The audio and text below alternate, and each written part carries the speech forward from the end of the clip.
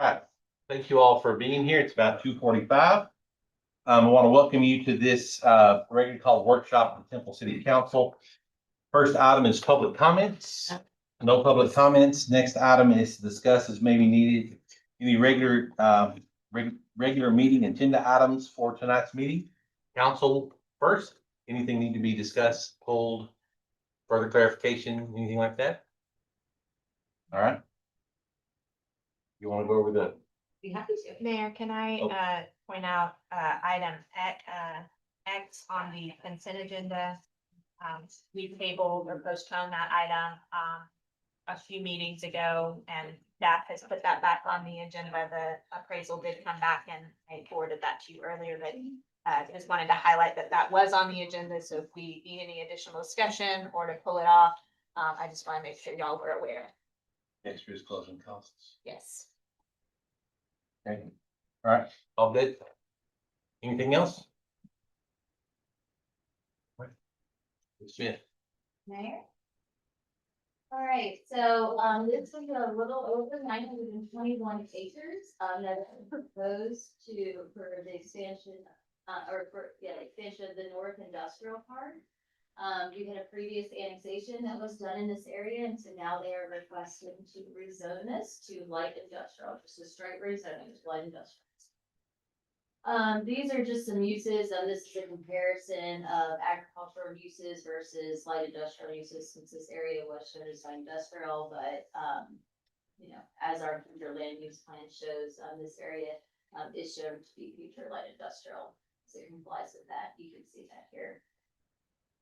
This is, just some images of the property, kind of a rural setting right now, which is why it was zoned ag. So, this is image of the top scramble Park Road from Morris Mill looking north, vacant and rural along Old Howard, and then Old Howard looking west from the bottoms. Hey, Aaron, is this the spot, well, I guess the chief would probably know, where there were some houses that were on fire? Yes, ma'am. Just in that first picture there, the Old Town Road in Mooresville, just around that curve on the right-hand side of the road is where both those house fires were. Okay, all right, thank you. CCM. Yeah. Yeah, I think they were set, isn't that what you kind of thought that was arson? But that's a much longer. So the official cause is listed as undetermined at this time, but there was no actual cause to the fire. Gotcha. Thank you. December 1st, which we paid, so. All right, so, we do have wastewater and water available. We have an 8-inch sewer line along Morris Mill and a 12-inch water line stub at the beginning of Old Howard Road. We did look at the thoroughfare plan as well as our Parks and Trails master plan. So Old Howard Road, while right now very, rural in nature, is shown to be a minor arterial. And also having a neighbor's connector trail with that. And then Morris Mill, major arterial, connector trail. So additional right of way and road lines would need to be determined during the plotting stage. We did send out 4 notices, 200 feet. We also sent out 30 courtesy notices, since this is at the edge of the city limits, to those that are within the ETJ. We did not receive any agreement or disagreement. So you can see that this completely complies with all of our requirements, plan, thoroughfare plan, future development plan, etc.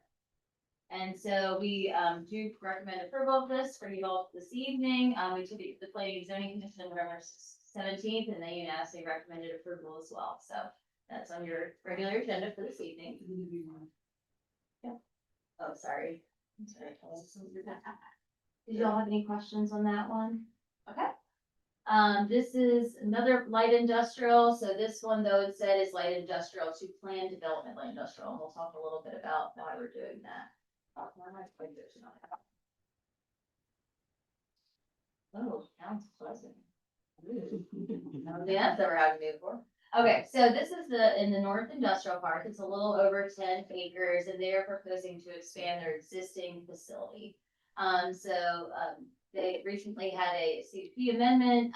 The plan development is proposed with site plan and conditions. So approval of this would allow for additional industrial development. Like I said, it's an expansion of the existing facility. We're going to carry over those conditions from the existing conditional use permit.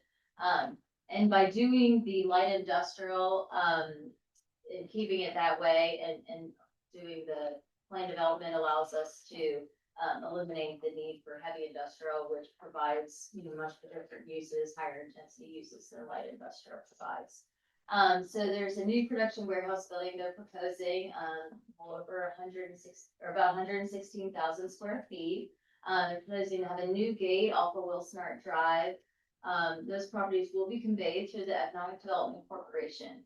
They're also proposing a new rail spur, that will allow for some load and switching and would reduce the truck traffic in this area. There are going to also be doing some sewer line redesign, in this area, provide a little over, 5% landscape area.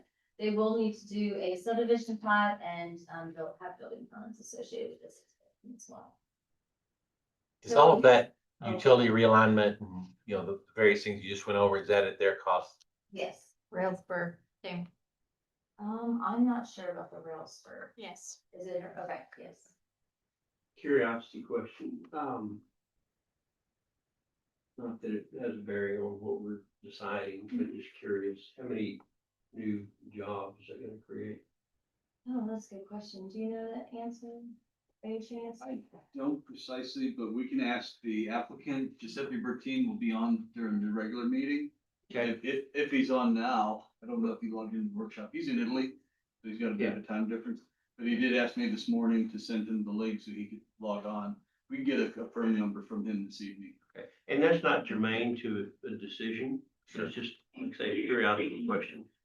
It will be adding employees, and there's a positive economic impact, of course. I think it's like, It's minimal, cause Yeah, it's just- just office space, kind of. off the top of my head, Carl, I think I've heard, I think it's around 10. It's not, and it's not a heavy employment, facility now anyway. So I think it adds less than 20 for sure. And that's a good question. No, it's a good question though. Very good. Here's some images that you can see. Top left is facing north from Wilson Drive, looking at the subject property. Bottom left facing south across Wilson Art Drive. And then top right is looking at it from Trainer Road, which is Selby. McKelvey, thank you. And then the bottom right, I never say it correctly, I swear. The bottom right is facing east along Wilson. So again, here's the zoning map that you can see in this area. Do you know how close this HI? Regular, just base HI? Base, how close, what do you mean? Is there not on the map, I don't think, but is there, where, or is some real regular non-CUP heavy industrial? Oh, In this in area. the city? Yeah, over by, There's some pretty close to here. Michelle Bigatana, TMC, isn't that? I think that there are the current Palladio, of course, is zoned HI, but other than that, currently they are HI with the CUP because a chemical plant requires a CUP, but it's not a PD. This would be a PD Okay, to pull up a use, or I guess pull down a use from heavy industrial without having to rezone the entire tract heavy industrial, because as council may recall, a somewhat similar proposal came through, I don't know, maybe a couple of years ago now, for straight rezoning, and some of the public comments around that were, which were, extremely valid, were that, as you know, zoning runs with the land, so you can look at the intention of this particular company, but if their plans fell through and they, opted to sell to someone else, then it opened up any use in heavy industrial, which does included then and still includes sexually oriented businesses. So that was a primary concern from public comments. So this is the direction that staff believes is appropriate to accommodate Palladio's needs by just pulling down that specific use. There are some straight heavy industrial zonings on the other side of Loop 363 and the kind of in the core of the industrial park. We can get you a map between now and the regular meeting, but there's nothing in There's no other, heavy industrial zoning other than Palladio itself. In this part of the industrial park, it's all south of the But we loop. do have stuff where they could make the chemicals that could blow to other area. I mean, in our industrial park. South of the loop, there are several tracks that have no restrictions in the zoning, yes. Although I think every chemical plant requires a CUP. That's correct.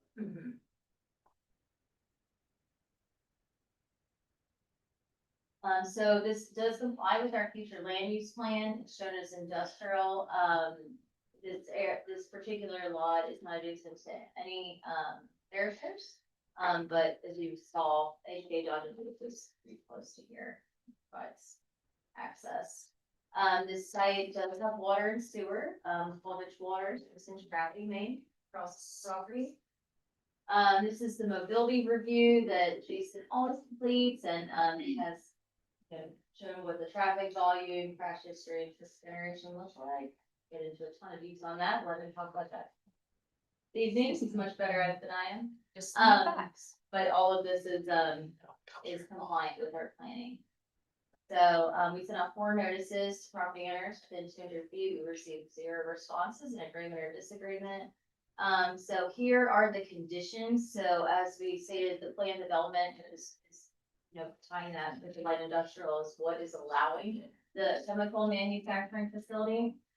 But these other conditions also apply, so they'll have to be subject to the TCEQ and EPA regulations and permitting. They'll have to comply with all building and fire code requirements prior to constructing. They'll also need to look at siting guidelines, industry standard sources, provide some foam fire suppression and spill containment on. Operations would need to be in a safe manner, prevent any excessive noise, dirt, litter, and odors, so there wouldn't be any disturbance to the surrounding property owners. Want to make sure that there's substantial compliance with the building footprint and lot layout, as you see in the site plan that's attached, so they'll need to comply with that. The city's planning director, building official, fire marshal are also authorized to approve some minor changes to the site plan, but if there's anything substantial, we need to come back to you all for approval. And we would recommend approval. The Planning and Zoning Commission on November 17th unanimously recommended approval. And so that's all I have for that. If you have any other questions from our good board on that? So this is the third zoning case in your regular agenda. So we are proposing a zoning change on North General Bruce Drive. Currently it's zoned ag and commercial with a CUP. They no longer need that CUP, so they are recommending going to a straight commercial zoning. So it's a little bit over 4.5 acres. It's covering 2 total properties. They don't have a specific use in mind right now, but, the CUP was for truck service, and they do not feel like that would be a use, that would be favorable in this location.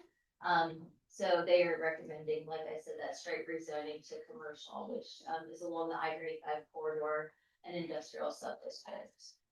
So this would enable commercial development, which is what we want to see adjacent to our interstate. And as I mentioned, that would repeal the CUP, for that property to the north, the truck service center. That previous haven't sold the property, so the CUP is no longer applicable or even necessary. Here are just some images. I won't list them all. It's a vacant property, as you can see, directly adjacent to I-35. So here are all the different zonings within the area. So the hatched area that you can see, so that northern part is ag. The southern part is a combination of ag, commercial, and commercial with a CUP. It does comply with our comprehensive plan, and the I-35 is a highway on our thoroughfare plan. It is close to water and sewer. Doesn't look like there's exactly direct access. As you can see, there's a 10-inch water line on Pegasus Drive that they would need to extend to property, and an 8-inch gravity main along Pegasus that's a little bit over 500 feet away. Here's the mobility review again that Jason does, and he does a great job at it. And then this complies with all of our planning efforts. We sent out 10 total notices to property owners within 200. Received 1 response in agreement, 0 in disagreement, And we recommend, approval of this straight rezoning to commercial, which would eliminate that CUP that we talked about. The November 17th P and Z meeting, they NASI recommended approval, and so we'll be recommending approval of that tonight. Do you all have any questions? All right. Thank you. Telling Aaron earlier how much I appreciate going over these zoning changes in workshop. I think it's helpful. So we appreciate that. All right, next item is to receive a presentation regarding the fiscal year 26 Temple Professional Firefighters Association meet and confer. Becca? I moved. I Yeah. hope that's okay. Totally different. I like the podium. I need to wrap. This is the seventh time I'm giving this presentation. So, I don't have it down now. I don't know when, but feel free to ask me questions along the way. So thank you. So a little bit about the meeting confer process. As you all know, it's governed by chapter 142 of the local government code. Chapter 142 allows firefighter association to file a petition with the city that would request that we recognize the association as the sole and exclusive bargaining agent for all firefighters, as well as adopt the meeting confer process. We currently do not have a meet and confer agreement with the fire department. As you all recall, we did at one point, and then it lapsed. I think that was in 2020. So they previously filed a petition. And so when they asked that if we could come back and complete some negotiations with them, a petition wasn't necessary because the council had already approved that a while back.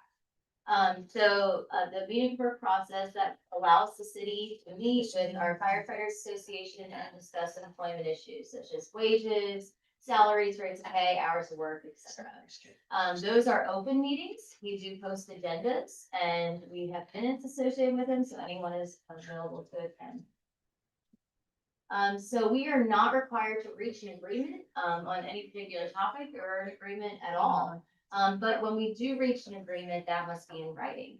And so that's when the two meeting confer teams come together, when we reach an agreement, that is written, and it's what we call a tentative agreement.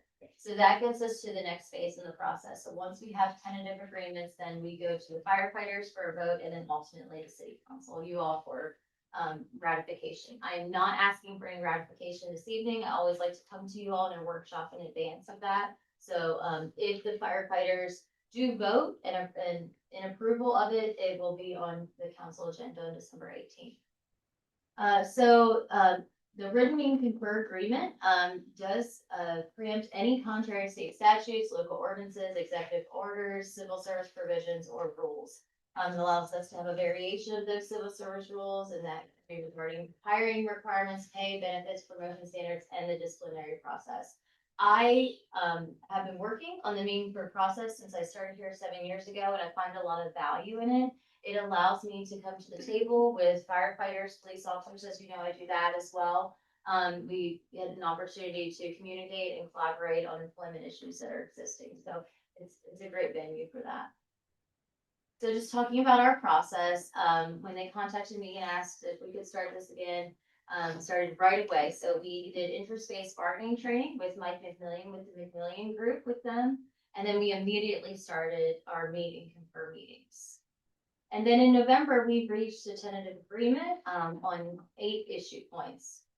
So we are actually proposing this in a phased approach because we would like to start meeting again what we're calling phase 2 in January 2026 with gospel adoption by you all in August 2026. So what we're proposing is kind of a 2-phase approach with this one. So these 8 issue points, all except one, do not have a fiscal impact. There's only one with a fiscal impact, but that's already been approved from the budget. I'll talk about that. So effectively nothing is a fiscal impact. Typically what I try to do is follow the process because a lot of times in some situations you have a fiscal impact. So it's good to follow that process. So we'll submit it with budget requests, to Bryn in April, and then ultimately when the budget's filed and adopted by council, we know that we can move forward with those items. But since these do not have fiscal impact except for one, we want to move forward this phase 1 and then do more later on.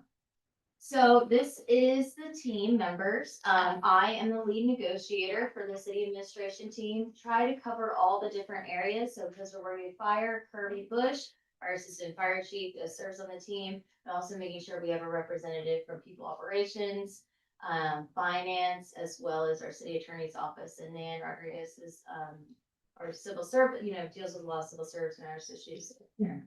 And then, Ben Williams is the current TPFFA president. He serves as a lead negotiator. That's typically how it is. It's the association's president, although it doesn't have to be, serving in that role. And then he, sends me a list of members. And then we have alternates. So if I'm not able to go, I'd ask Brenda to come in my place. If, Kirby's not able to go, get us Landy, and Kathy served for Nan. So just, we have people that, can come. Jess has been a huge part of it and has been wonderful on our team as well. So, and they can decide we put 6 people, as our alternates. They could do the same thing. They chose to submit too. That's just how they wanted it. So these are the 8 different issue points that I'm gonna go through with you all today. This is what is gonna be proposed in the overall meeting or agreement. So feel free to stop me at any point and ask any questions. So, the association business, this is pretty typical what you see in most meeting or agreements. It establishes provisions that enable the association to represent members and administer the terms of the agreement.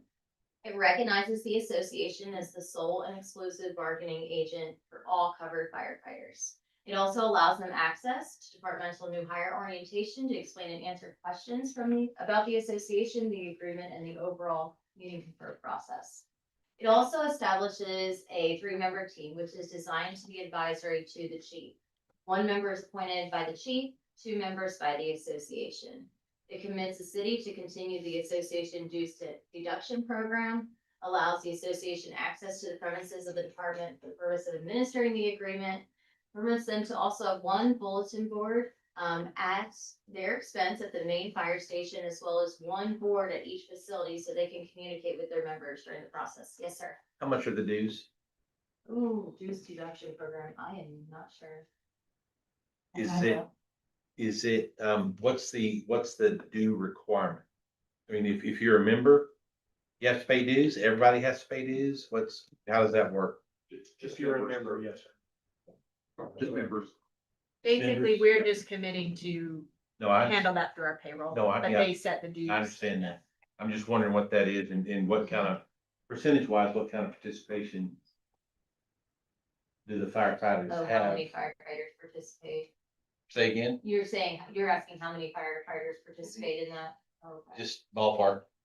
I'm not sure. Do you know? Probably about 85–90%. We've got a probably 20 or 25 that are not members. So if they're not members, do they also not have a vote?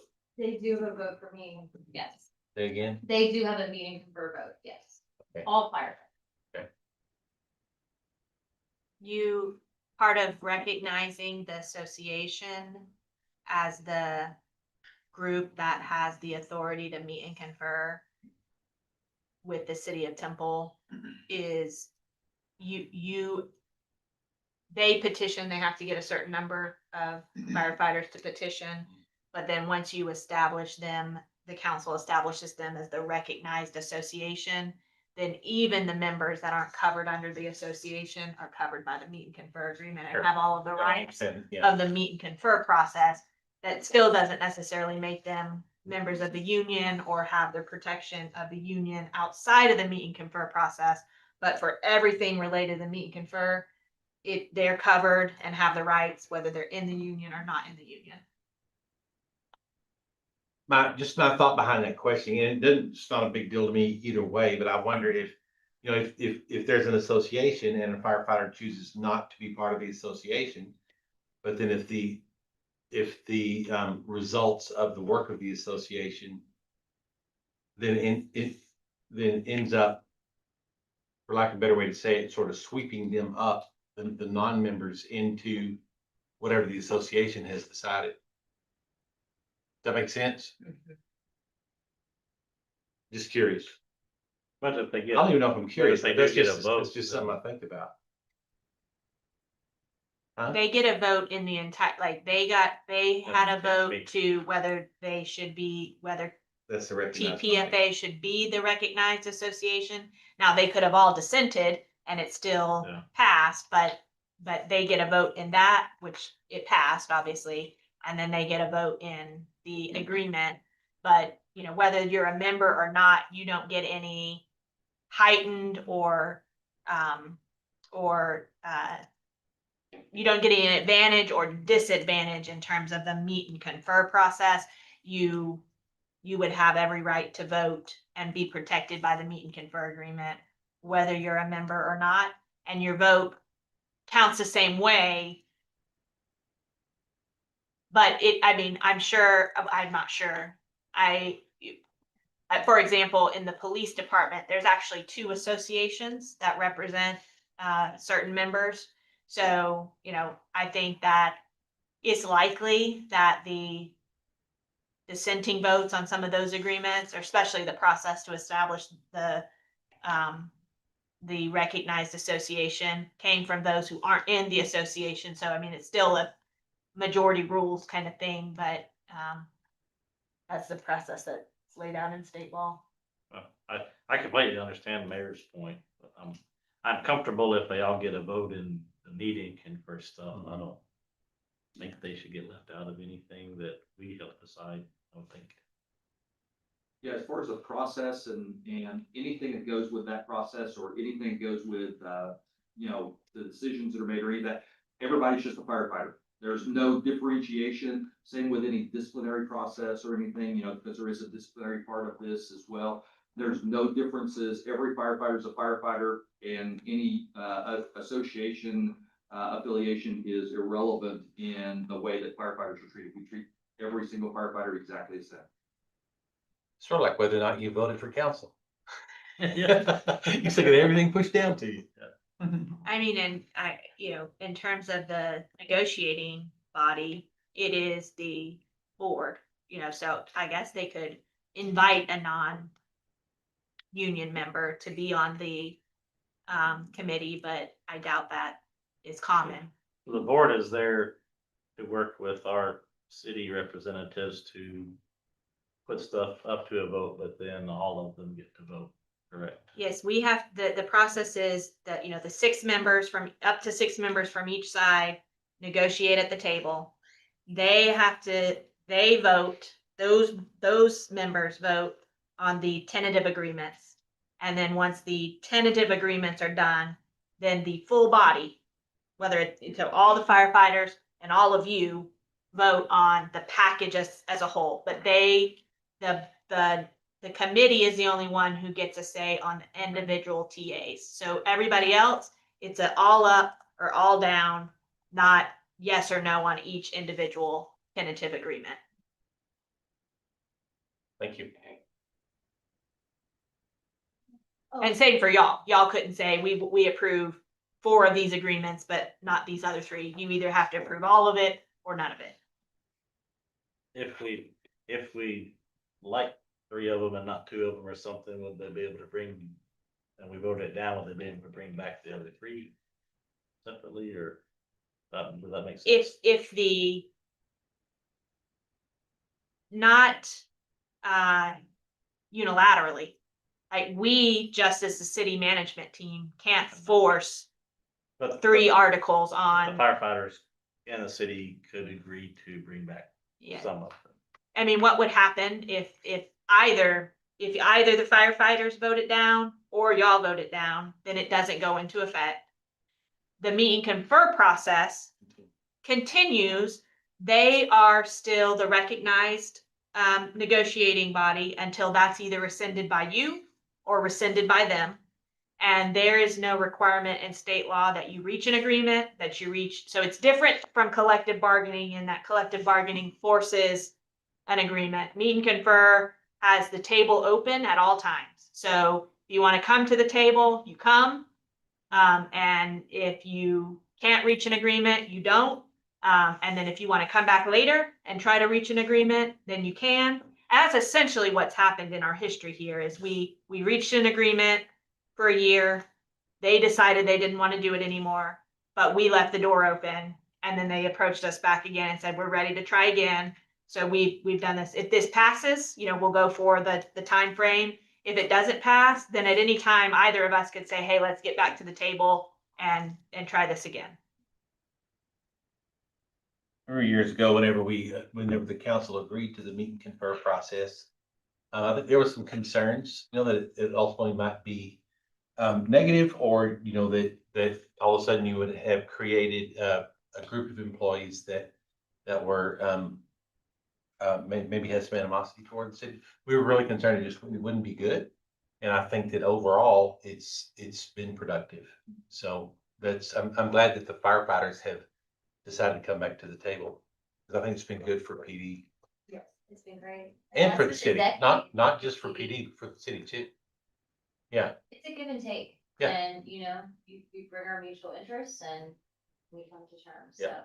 no, it's a good process. To me, and I do mean that wholeheartedly, I find it to be incredibly valuable because it allows me to communicate with them in a setting that I wasn't able to do. We can collaborate on those employment issues that we're both seeing, so it's just a great venue for that.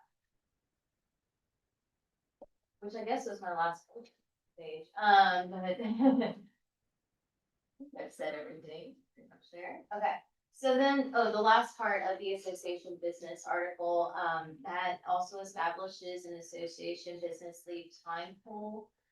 That's for the purpose of conducting association business. So it allows firefighters the option that they can donate 2 hours of accrued vacation leave to the pool each calendar year. It also commits the city to pay a maximum of 7 members of the association's meeting per team their regular pay for attendance at those meetings. So they had the 5 regular members and the 2 alternates. So if they all want to come, we would pay them and compensate them for that time.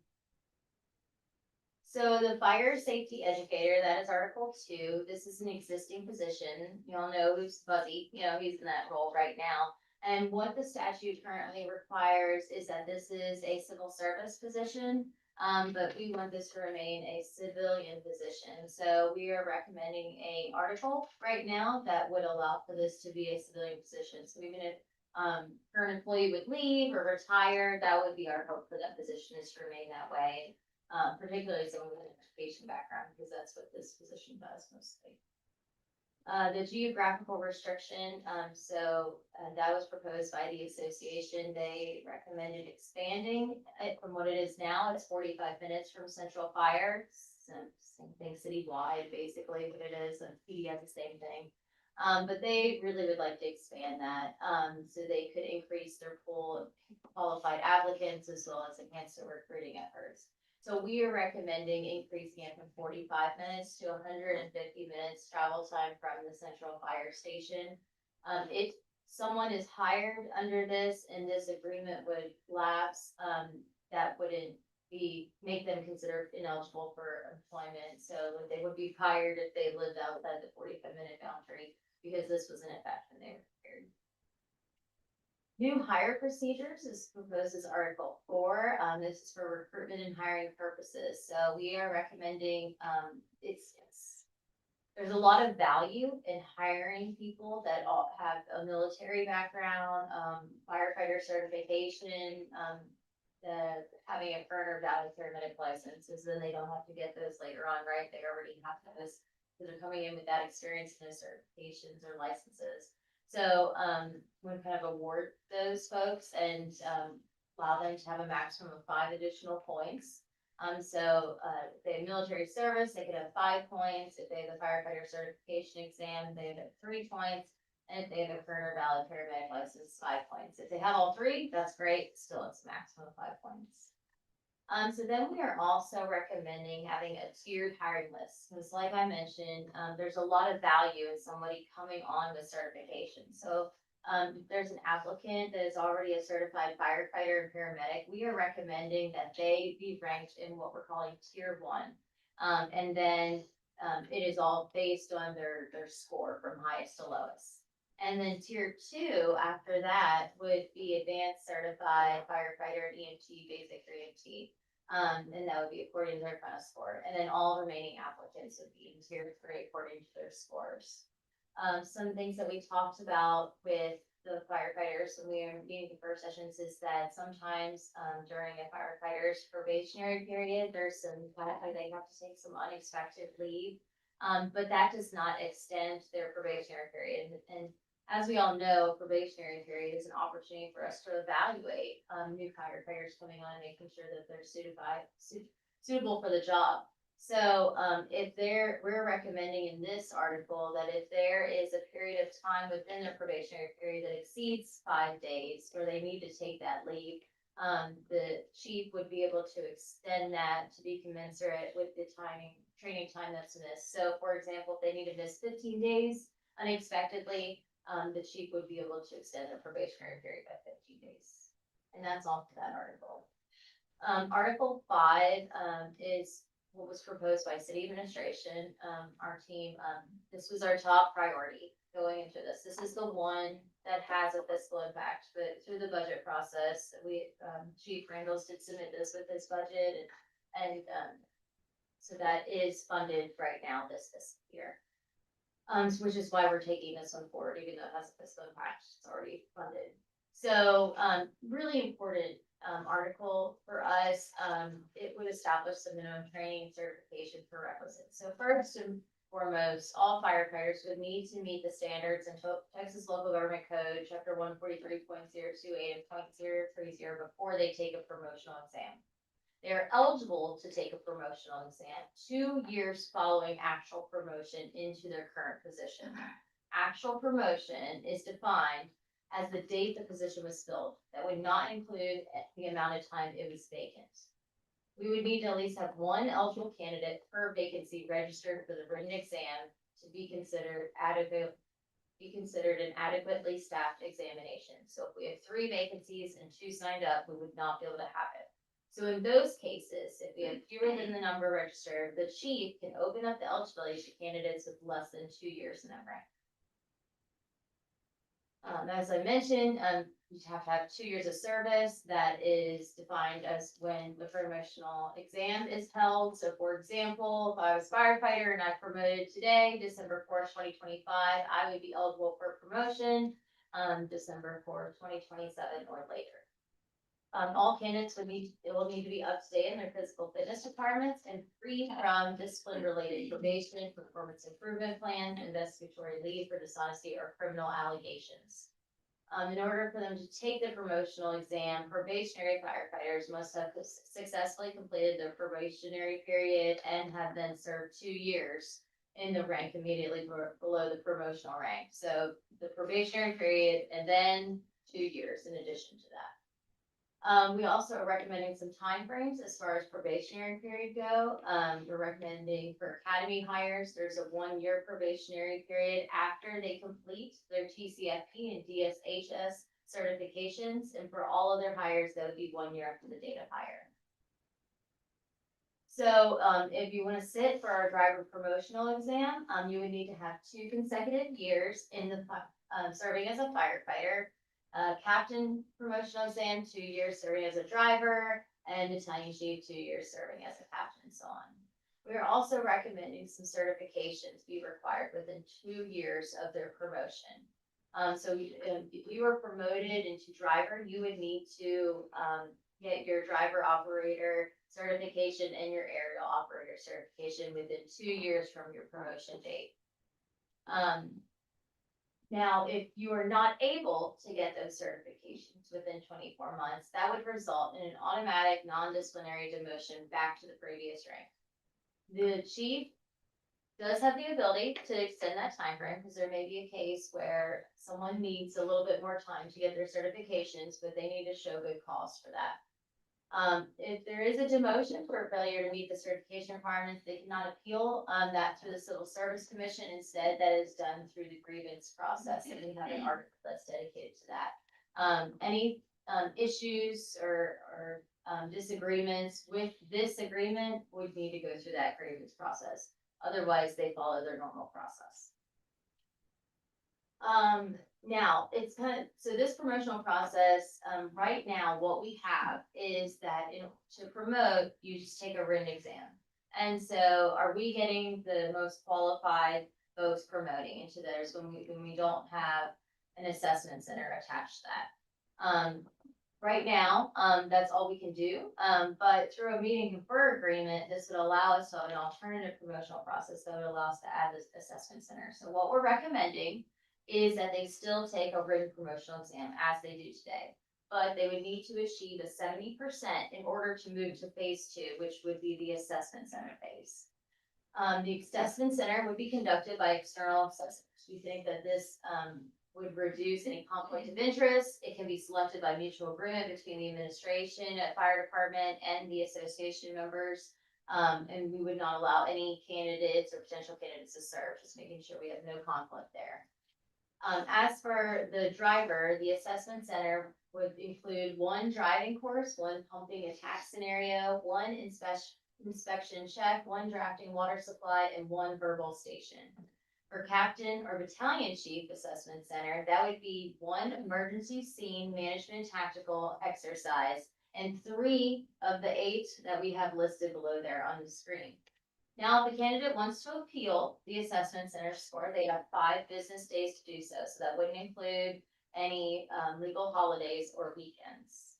Aaron, Yes. on the 70% score, is that 70% before or after any additional points have been added? Before, there's, yeah, you mean seniority points? Yeah. Yeah, so senior, I'll have a slide that will tell you Okay. how that process will work, but yes.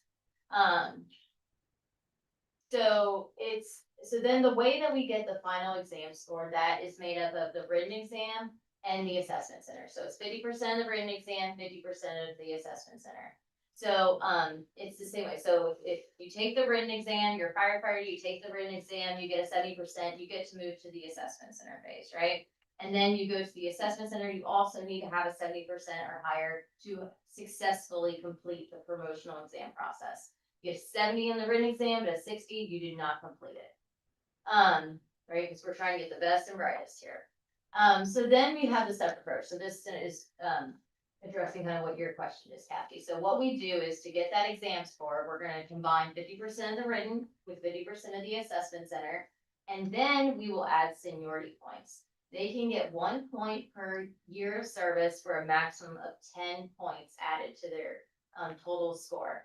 That is calculated as of 5 p.m. on the written exam date. If they have an anniversary after the written exam date, that would not increase their seniority points. So then the final ranking is the exam score and the seniority points. The highest scores first, second highest, second, and so on. And that is the promotional process. I know that's a lot. It's a lot different than what we're currently doing with just a written exam, but you do? Okay, then. I can do really good at tests and not necessarily qualified for doing that, so. Sean has made some comments in our training sessions, like right now, for example, if you wanna be a driver, you can take an exam and have never driven, right? And I think that's a really good point, is that this, gives the ability for someone to have to do that and make sure that they can perform their job the day they step into it. That and some people just test well. Yeah. And read the test. Exactly. I think I'm like you, yeah, blend is good. I like it. So as council will recall, in the budget, we have 3 additional battalion chief positions, which means we're gonna promote 3 battalion chiefs, 3 captains. We have 3 driver positions, which means we're gonna promote 6 drivers because 3 that have bumped up because of the battalion chief promotions and then the 3 themselves. So we'll have the opportunity to promote 12 leaders in the organization here in just a few short months. And so that and then throughout the remainder of the business plan, you guys know that we have 70+ positions added to the fire department. So we just think that it's timely to consider a process that involves that is a more comprehensive promotional process to make sure that the department has the right leadership in place to help it continue to be, the great department that is and take us into the future. So this is why, as Aaron mentioned, this was the management's team's highest priority. As she mentioned, there is a fiscal impact to this, but we did plan for this in the budget process. So assuming that this passes, we do have the financial ability to implement this assessment center. And that it's also why, as she mentioned, we wanted to kind of break this up into phase 1 and phase 2. We'd like to get this in place sooner rather than later. If it's going to pass, then we'd like to have it in place for these promotions that will occur after this becomes effective. Literally the next day, I think, is the start of the reading list, which triggers the how many days? 90-day clock before we'll do the promotional testing for the battalion chiefs and driver captains and drivers that are funded as part of the budget.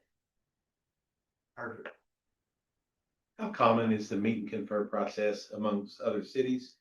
And is it based upon minimum size? I mean, what makes a city eligible to have meet and confer? I mean, is there a population requirement or, If they're a civil service community.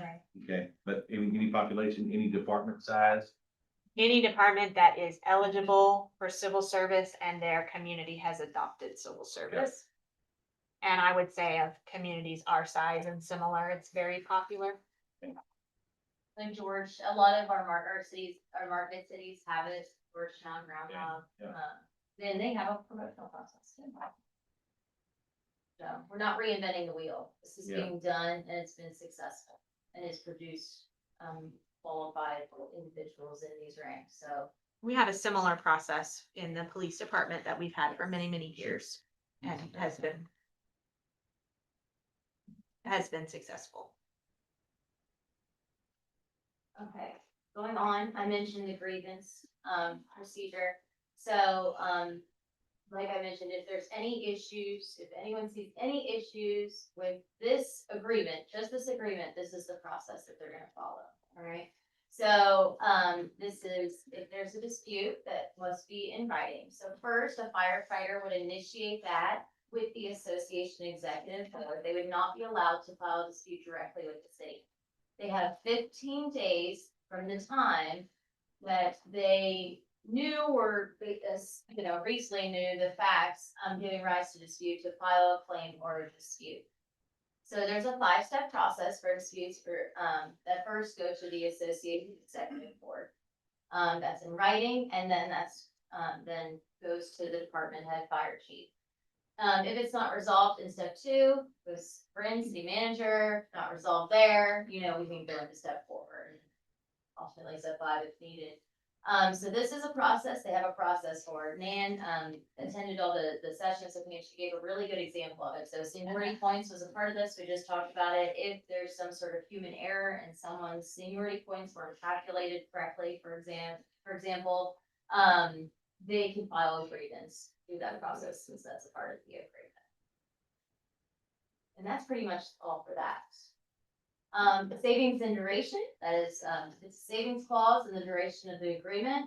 So this is standard and law meeting for agreement. So if any provision of this agreement is found to be inoperative, void, or invalid by a court of competent jurisdiction, all of the provisions of the agreement would remain in full force and effect for the duration of the agreement. We are proposing, that this agreement be effective until September 30th, 2026. So that gives us time to come back to the table and that phase 2 approach I told you about. We already have a meeting that we talked about on January 13th, so we'll come right back together again right away, and hopefully that we can have everything done and brought to you all for consideration before the September 30th timeframe. If we don't, we can mutually agree to extend the agreement if needed. I haven't had to do that, but we do have the ability through that article. Article 8 is funding obligation. So we fully try to commit to funding the obligations of the agreement, with the ability to renegotiate that due to available funding. So fully intend to maintain that each fiscal year. Haven't had a situation where we weren't able to meet our financial obligations, but this is in place just in case we aren't able to. So, there's a process. So, we have a process in here that if the city and association would meet 30 days from when we became aware of a funding issue. And then we have 90 calendar days from there to reach an agreement. If we do not reach an agreement within that time frame, then the agreement is null and void and terminated. In the event that the city council would fail to appropriate funds in any fiscal year that would be sufficient to meet obligations of this agreement, then it would also be terminated and null and void in its entirety. And that's all I have for you all. So next step is typically I have a vote before I come to you, but what I've done this past week, I've mentioned to you, Mayor, before this, is that we've had, there were some training sessions over at the fire department. And so, the association members and myself and, Sean and Kirby, we've all been over there. There were 6 training sessions where we have provided this exact same presentation to them all week. They are going to vote starting tomorrow. So they're gonna have their voting open from Friday through Thursday, I think, next week. If a majority of the firefighters vote in approval, then this would move forward for you all for action. Erin went to Disney World and I volunteered her to do 6 presentations while she was gone. I came What back, I was like, happened? what? in the world? Pretty smart, right? Very close. That one on the 150 minutes. Oh, yeah, Away. geographical. Is there any downside to that? The response time. The Okay. original request from the association was to have no geographic restriction, which some departments do have, but you know, we do have some concerns with that, you know, in terms of, you know, So they do get called in sometimes. worst case scenarios, but probably unlikely. But we talked through this. In the event that there is a major response needed, like the tornado that happened, of course, you've got a full set of folks on duty, and then you would start having others come in. And so at 150 minutes, kind of the outer ring, we feel like that's manageable for the second or third ring of folks coming in if that was necessary due to a major event. And then, otherwise, I don't see any major concerns. This will help with recruitment, being able to have a wider net of areas that folks can consider for living and while they are working here. I don't think that many people will likely choose to live that far away on a permanent basis, but there may be, some circumstances in which they might, at least somebody- temporarily. I know somebody lives here that's a Houston firefighter. Yeah. But they go for 24 hours or Or sometimes 48 I guess. sometimes, yeah. So, so that's, we feel like that's a good, we weren't comfortable with the original request, but we made this counter and we are comfortable with this. You mentioned a fiscal impact. Yeah. Is that just where the city agrees to pay those folks that are, that may be off shift to attend the meetings? The assessment centers will have a cost. We Okay. bring in people to do the assessment. That's the part that has a fiscal impact. That promotional process. Say assessment center. Yeah. Explain that a little further. Is that simply bringing people in? He's done a lot of research on it. Kirby, could you speak a little bit to the assessment center? Sure. For each test, you have a group. It's typically a single vendor to do all of the tests. But they'll come in, they'll provide, they'll do some training for the assessors. There's some leeway for us as an organization to decide, do we want to go out and look for the assessors, or do we allow that company to find those assessors and bring them in? From what I visited with, most of the departments agree that that's the best way to do it. Is to allow them to bring those assessors in. And so you have a third party person who doesn't know any of your candidates, who is assessing their ability to do each one of those individual tests that they're doing. So if you see those up there, Mayor, the assessment center is essentially the part of the promotional process that's not a written test, but is a real life. So that's what we call an assessment center, is the assessment is doing the real life portion of the testing. And so there's a company that we hire to administer that, and then the expenses associated with that contract is what is budgeted. That's what has the fiscal impact. Yeah, I think the word center is maybe what's throwing me off. It is a weird word, but it is an industry Really? standard. That's what they, We're not that's what talking it's about, called. we're not talking about a building, we're talking about a time in which these tests, or I guess a process in which these tests are administered. an assessment process. I don't know who named it assessment center, not me, but that's what they call it. That'll dumb it down. I don't know who they is, but, that is, well, it's in many. We just gonna say. No, it's in many industries, you know, you'll have, sometimes you'll hear it referred to as like an inbox assessment, you know, but it's, I don't know why they call it an assessment center. I mean, typically there's multiple different scenarios that you're running someone through, so maybe it's, No, I can. I don't know, That- I'm not gonna, that I'm gonna makes- stop making stuff That up. makes a little more sense. Yeah, okay, well, that's helpful. Do we, and that's been budgeted for, Yes. okay, Available funding right now is available. and you will put this on, I mean, whenever you have a group of applicants that are wanting to promote, I mean, this would be an efficient process where you wouldn't do a bunch of work for just a couple That's People. what we're just talking about, the 12 that are promoting, the 12 vacancies Yeah. that we're gonna have. But a list lasts for a year. So you do a testing process, you establish your list of people eligible to promote.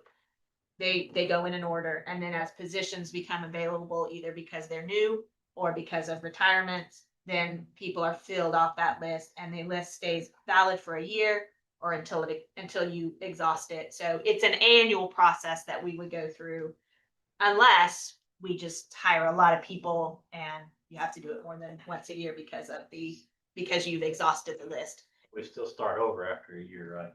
The list only lasts for a year, unless we agree to a different time frame. And we have not found that to be necessary. In fact, with the police, we've gone the opposite way, which is to build lists sooner so that we can accelerate the hiring process. So I can't really picture a scenario where you wouldn't do an assessment center at least once a year. just. This is something you and I talked about offline one time, and I think it would be good to know whenever for council, assuming I understood it correctly, is when the list is established. And that list is going to last a year. I maybe answer my own question now. If the list is only established once a year, and then it's only valid for once a year, and for a year at a time, then it's not gonna be, there won't be a situation where maybe somebody that tests more recently ends up testing higher than somebody on the current list. So, you know, in that process, right, then you would consider that person to be more qualified through the testing process. It doesn't matter. That person that's been on the list the longest is the person that ends up promoting, no matter what, assuming a position comes up. Outside of a different process agreed to through meet and confer, which we have done with police, but is not proposed in fire at this Okay. point. There is only ever a list. So you can't make a new list until the old one either expires because the year has passed, or everybody who's on that list has been promoted and then you have nobody left. So there will never be a time, unless we agree to it, that there'll be two lists available. Now, for police, for example, there is that process because we've tried to accelerate it so that we can hire more quickly. The agreement itself, you know, some of the details that Aaron went over are kind of mind numbing, and, you know, this happens and that happens. And that's part of what they work through is, okay, what would happen if you had a valid list and then you have another list and someone, you know, on the top has a certification, do they get to go? That is all worked out in whatever agreement you make to allow for the list to exist at the same time. But the baseline state law, you can't have more than one list at a time. And any of this, we'll either use that list till it's exhausted for a year. Right, there's So- no, there isn't anything You in wouldn't have here, 5 people hanging out on the old list to do a new list and supersede. right? But they have to retest to get on the second list, on the second year list. They essentially, they die on the list if there's not a position available for them to promote into, and the 1 year expires, then they die on the list. Yeah. And then the list gets recreated, and they are in their new spot on the list based on their performance on that test. Would there ever be a time, and this may be splitting hairs, but would there ever be a time when there's not a list? Yes. And in Does that need case, to be addressed, or that can be worked out?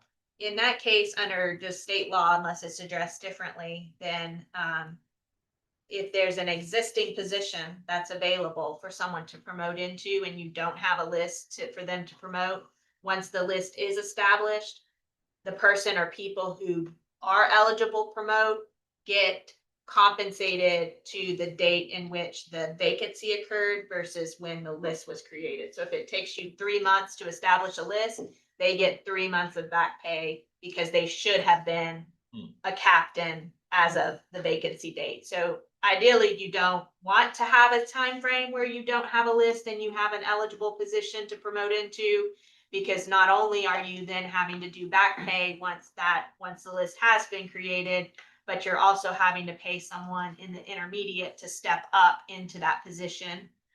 So you're having maybe not quite a double, but you're having an enhanced fiscal impact. And that's in part why when we brought the positions to you to authorize a couple of times, sorry about that. This year, we only established the firefighter and the driver positions because we were ready for those. We are not ready for the battalion chief position, so we didn't establish them because we don't have a list for them. And so if we establish them today and we don't have a list until April, you would have to pay back until today. So we will establish them when we're ready to fill them.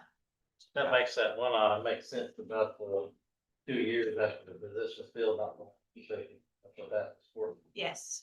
Yes. So kind of going back to our budget talks and the very well established need for additional battalion chiefs today, right? Because everyone's working hard, working overtime. How soon do you anticipate bringing the battalion chief positions forward? You know, that they are, they're accounted for by council. They're already accounted for in the budget. How soon are The reading how list, soon are we going to have new battalion chiefs? the reading list for the promotional test will be posted on December 19th. We hope that reading list and that promotional process will be established based on this process, assuming that the firefighters approve it and y'all approve it on the 18th. But if it doesn't get approved, then either way, we're going forward. So the 19th will establish the promotional list, promotional reading list. So it's basically what someone needs to study in order to take the test. And then they have 90 days. You have to post that list and then give everyone 90 days to prepare. So our test will be after 90 days after December 19th would be the first time that we could test. I don't know, Chief. It'd probably take a couple of a month. How long does the testing process will it take once your Yes, list is ready? by the time we do the written test in the fields and then the assessment centers and the appeals, we're thinking probably around the first of May when the actual positions will come online. And we'll time the council action as close to the list ready action as possible so that we can, as soon as the list is ready, we can promote, but that we don't establish the position before the list is ready. Makes sense. Okay. And again, if we're gonna establish the alternative testing process, we wanted that in place, especially before you have 3 new battalion chiefs, 3 new captains and 6 new drivers. Very good. Very good. Council, anything for Ms. Smith? Don't go to Disney World. That's what I got out of this whole thing. Story. This is the moral you should have gotten. Don't go to Disney World without me. Yeah. Take me next time, and that won't happen. I would have avoided it. Postponed. All right, next up is to receive departmental updates from library. Thank you for helping us with our schedule at the last meeting. We appreciate that. Okay, highlight the school year. but I want to just say thank you. I'm very excited to be presenting to you for the first time in this capacity as Director of Libraries and Museums. And that was, August, we got to May. And I've got other exciting news in staff changes that I'll get to at the end. So I just want to go through some highlights from the last fiscal year. You probably know that our biggest news of the year, at least is that we got a new bookmobile, which we call the Exploration Station. And that is for our outreach team to go out and about around the community. We're hoping to activate it even more in this fiscal year. As you can see here, the ribbon cutting was in January, and that was due to the support of our Friends Group. The bulk of the money for that vehicle came from our Friends Group, which is that group is celebrating 60 years this year. So we will have a proclamation, I hope, on the next council agenda for that. So with the Exploration Station, there's more capacity to serve the public through materials that are loaded on and off of the bookmobile. Our outreach services team, which is 2 full-time people and 1 part-time, made 305 visits and served 3,100 people out off-site of the library. And most of those people cannot come to the library otherwise, or might not have the time to do that, but we're able to. This also includes homebound. If anybody ever knows anybody who's in the hospital or who has an injury and they're recovering, we have homebound services and people are able to take advantage of that, have their materials delivered. So we're very excited to have the new Exploration Station. Also this year, we launched the Library Speakers Consortium with the Friends Group as well.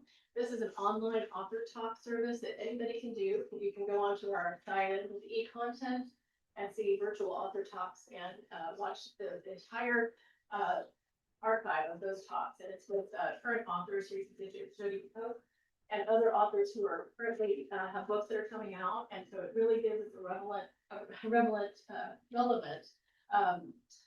body of video content for people to watch from home. So they can watch from home, or you can have a hybrid program within the library. So we can do either way. But that was a new addition this year. We've had over 8,500 views, and it wasn't even really a full view. So we're very excited to expand that as we promote it. We finalized an agreement with McNaughton to allow us to release books. So when new bestsellers come out, and we don't have enough of them on the shelf to make people happy, still some old times that we're working on. But this basically allows us to release books and then be able to replace those with new titles later on and not have to purchase them and have them sit on the shelves. So it's been a really good addition. We've added other types of things like blood pressure cuffs and sensory kits, STEAM kits, Stay Sharp kits. So you can come and pick out one for the kids, or perhaps if you have someone in the family that might have dementia, there are some activities within that kit and a guide on what you can do to help build memory skills and things like that. So there's a lot of new non-book materials, non-traditional materials that you'll find at the library. There's a partnership now with McLean's Children's Clinic. So once a month, our outreach team goes over there to be set up with the Exploration Station for the people at the clinic. And then we also began implementation of the new integrated library system. This is huge. If anybody knows the catalog, it's the staff workflows. It affects everything. And so it's been quite a journey, especially without an interim director, an assistant director, or a museum manager. So we'll get to those, but we did it, and we are still perfecting it. I would say 10-1, the new catalog went live. I don't know if we've got any questions from 311. Anybody's no, okay. I just wondered if anybody had questions about it. But we have had pretty good response. People like the new look and feel. It certainly looks more modern, and we are perfecting it all the time. And our teams, we had, data migration, that, thousands of records that had to be cleaned up and had to be moved over. And then we had to develop, not only that, but all of our workflows, kind of redevelop those. So it's been a big process, but it will be, in the long run, a better way of serving the public because it is a clearer look. And I'll show you some. Oh, we did get an award. Yes, I'm sorry. Well, hopefully I'll get it this year. No, Texas, it's the lead director support. We did get that. Thank you. Summer reading program was extremely successful. We were about 3% up over last year with 1,650 signups. This is adults and children of all ages. And our adult numbers are growing. We have other reading challenges that people may or may not know about. 50 for 50 is one where you can read 50 books within a year in different categories. It's very challenging. Maybe one of our librarians has done it, but most of us don't have time. So you might read a book with a red cover, or a book about in a particular genre. It's exciting, but it also is a hardcore group of readers that do that kind of thing. But for summer, that's a more general kind of casting of that for the public. Our kickoff attendance was up 25%, which was in a 2-hour time frame from 9 to 11 a.m. That seemed to work well. So we'll do that again this year. We had about 1,300 people who attended that. Outreach services also attended the Temple ISD Bilingual Summer School in June. And we had more than 70 students who were served. And our team works with the educators to make sure there are materials there that they can use in their classrooms. And this increased the checkouts that we had of our Spanish and bilingual materials and resources that we have been able to increase thanks to grant funding. So that was exciting. And then one of my favorite things is our summer meals program. This is a collaboration with the Temple ISD, and we are very excited for the breakfast and lunch program from June 2nd this year to July 31st. 4,300 meals. It was pretty exciting. A lot of families coming through. It helps boost our summer reading numbers. We also, our friends group gives away a lot of books throughout the year. You'll notice you can come in and get free books in the basement anytime. But we had a lot of movement during that time, and it's very exciting. 833 volunteer hours. That's probably underreported. We're going to try to track it a little more this year, or make sure everybody knows how to use the system. But that's quite a bit. We had a lot of people who volunteered books. You're probably familiar with most of our big events. Summer reading, winter reading is starting tomorrow with our Light for Literacy event. I encourage everybody to come from 4 to 6 p.m. We'll have cocoa, candy canes, crafts, all sorts of things, plus the kickoff of the winter reading challenge. So from tomorrow through the end of January, adults and children can go through and earn prizes for reading, and also doing things like watching one of our author talks or other creative things we can do throughout the year. So it's not just for the reading. We have our gallery night. We have Dia, which is Day of the Book. We had a bilingual performer this year. That's in April. So it'll come up next April. And we'll give away books on that day as well. So it's really a nice time. We did a voter registration event this last fall, and we'll be kind of continuing that thread of programming throughout the year. And then, of course, our Friends book sales. Everybody knows about those, so we're very excited to have those twice a year. Overall numbers increased, which I'm really glad, because I don't know, probably libraries, try to do year-over-year increases, but that doesn't maybe always happen. But here we see that we had a slight increase in circulation to 347,000 circulation items circulated throughout the year. We had 771 events, slight increase over last year. Almost 20,000 attendees, people who came to programs and events, and who really do seem to be seeking that connection. So it's very exciting. And about 183,000 visitors to the building. So that includes anybody who comes for rentals or for programs or for anything. We got a new roof. That was very exciting. We have an interior skylight you can see here, exterior skylight above, and also the roof. And that was all replaced due to storms, and we had a lot of leaking. So it was really nice to now have it dry inside of the building. It was a big project, but it went well, and appreciate all the support of other city departments that helped us with that. We're replacing hundreds of bulbs in the building just with our regular maintenance funds, because our lighting has been very, very dark, and bulbs are out, and we're just trying to keep up with that. But I would say we're probably up to about 600 bulbs that we replaced, and it's crazy, but they'll last longer next. We're cleaning furniture, carpet, and repairing some second floor bathroom walls, things like that, things that just need to be done to upgrade the space. We've got a new shelf in the children's area, and we had some improvements to the parking lot drainage in the study that was done. And as I said, more bulbs, and also trying to lighten the atmosphere, because it is an old bank building, so it had a beautiful restoration. We want to have some painting and some other things done with the lighting to really increase the ambiance. This is the new catalog. On the left, you can see this is the adults catalog, and on the right is the children's. Much more modern looking, really, I think, appealing in terms of some automation that we can get from, like, somebody is cataloging these books, and that can immediately populate a list of, on our website. So much more automation and less staff time. Yeah, audio books on the. We do, yeah. Yeah, I can get to it. Or from Cloud Library, which is our app. One of the big things that I noticed is that with G, and I'll have more on this as we go along, so probably in the next report, I'll do the more detailed dive into this, but as you see, I don't know if you remember, if anybody uses the library catalog, that you get a whole list of materials that went down and found you got to scroll and scroll and scroll, but right now this is called roll up. You've got book, large print, ebook, you can see all the different formats, just cleaner, more things, more places to link.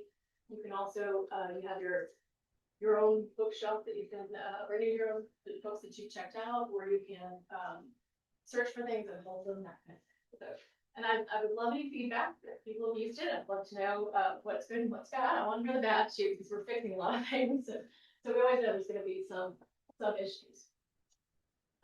Moving on to the Springer Archives, the biggest thing is that we relocated the main office of the archive to the library building. So as you may know, we have storage in the Kyle, over at the museum, and now Jack Hamilton.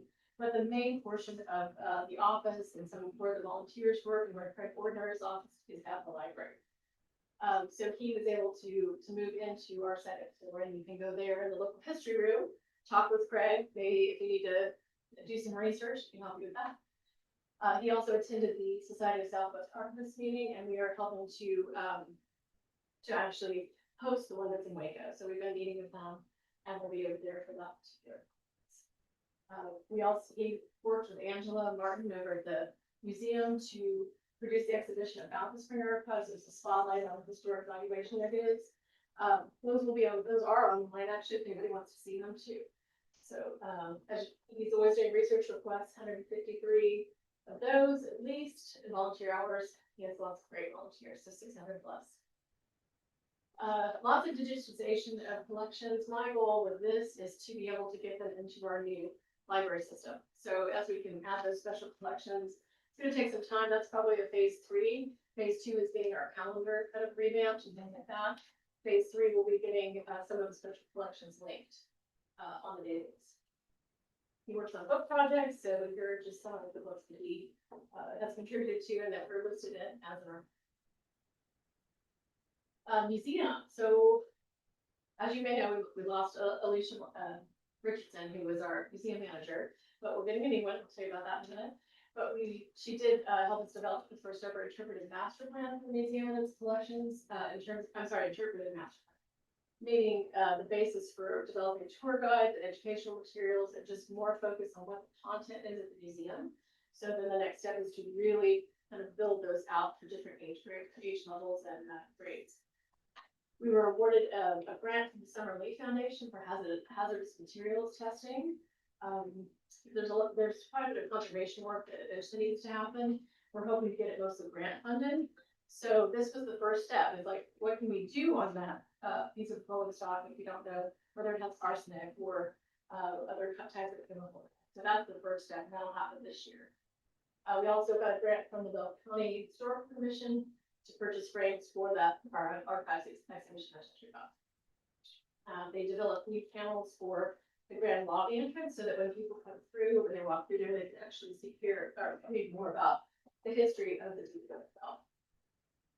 We now have there's a records here evidently, because we put records into a web-based system called Past Perfect, so they are available to the public.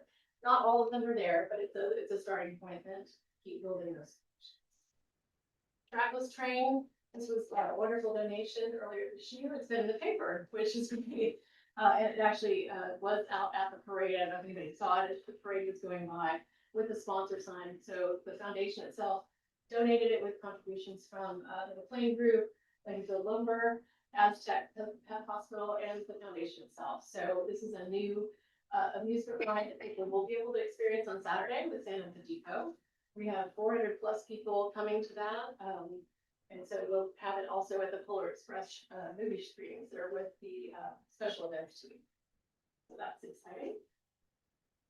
They had 18,000 plus visitors, 4,000 people attended programs, at least 169 volunteer hours. Again, I'm getting everybody used to using our volunteer system to make sure it's tracking properly, because I think we're under-reporting. We had 7 special exhibitions and temple room change-outs. So there's always something new at the museum. That's the note there. Our curator, Angela Martin, also presented at the Mountain Plains Museum Conference. And then we have our signature events, Family Days, Tree Day, Transportation Day, Santa and Muzzle. Those were all very successful this year. We have a new museum manager starting tomorrow. I'm very excited. She is coming to us from Texas Tech. She was a professor there. And she is she's moving to Temple to be closer to family. So we were able to hire her. She has a PhD in art education and is at the Texas Tech Museum. And she's been an executive director at other museums and was at the Art Center in Waco. So really excited for that. And we'll start her tomorrow with the onboarding process. And really looking forward to working with her on our strategic plan. Erin Gaines, which many of you here know, I know, has been named interim assistant director of libraries and museums. She's been with us since 2006. And we're very excited to have her in that position. I am so excited because now I'll be able to get to other things. So this is great. And that's it. I know it was fast, rapid fire, but I know you're short on time. So are there any questions? Well, send those, statistics to, Don't say it. I was gonna say that, it was, I know, I said something to Kathy. it's been said that nobody wants the library, and statistics. Oh, yes. Exact opposite. Yes. Yeah. And we hope to show even more impact this year. So I think we're working on that for sure. So thank you very much. It's all right here. I was trying to. Very good. So all of the people with the guns corrected me, so I wanna be on the record that we don't have multiple promotional lists in police, we have multiple hiring lists, so I did wanna make that correction, so to the entry level, we're able to do multiple lists, otherwise the state law has the same process where you can only have one list at a time, but I was kind of conflating promotional and hiring, so I just wanna be clear about that. Weren't catching. Like under duress. People with guns. Yes. Both of them. Yeah. I said no. Well, I don't know. everyone was so polite by not correcting me in the moment, but I did wanna Yeah, multiple texts. come out with the truth. Sorry, You're so calm. where were you on the night of the 5th? The branch library Yes, sir. is supposed to open. My recollection is that we have the staffing for that program in fiscal year 28.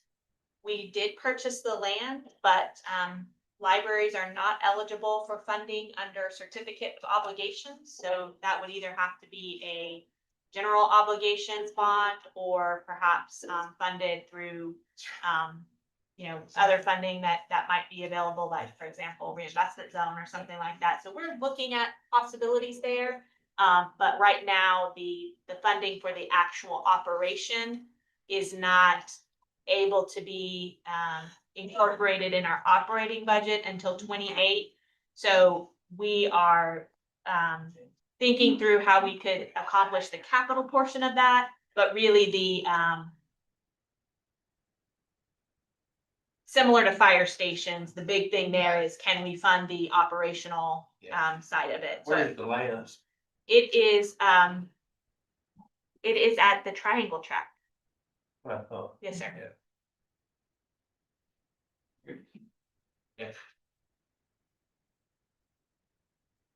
You ready? Yes, yes, sir. Guys.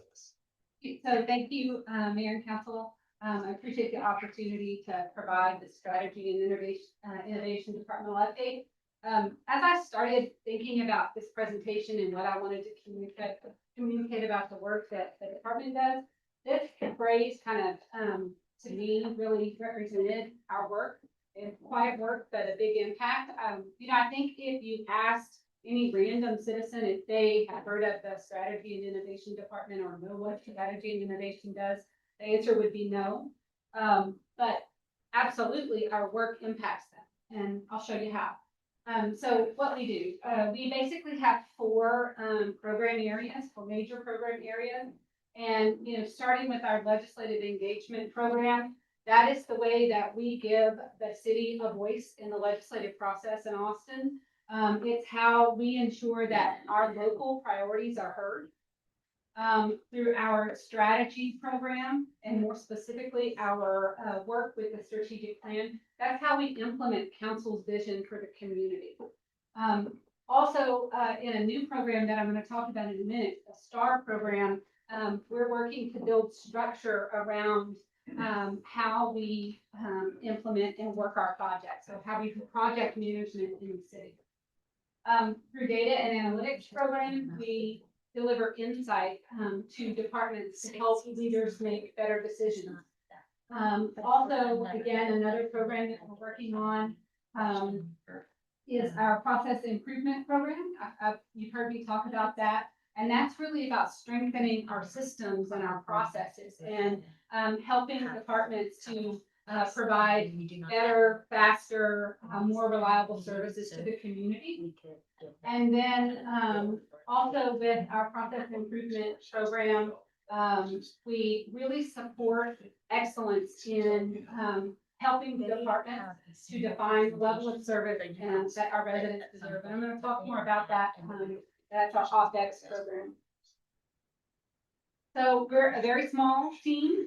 We do have one vacancy. So in addition to myself, we have Wilson Whitener, who's the performance and analytics administrator, and Zach Consort, who's our newest employee. He's a business data analyst.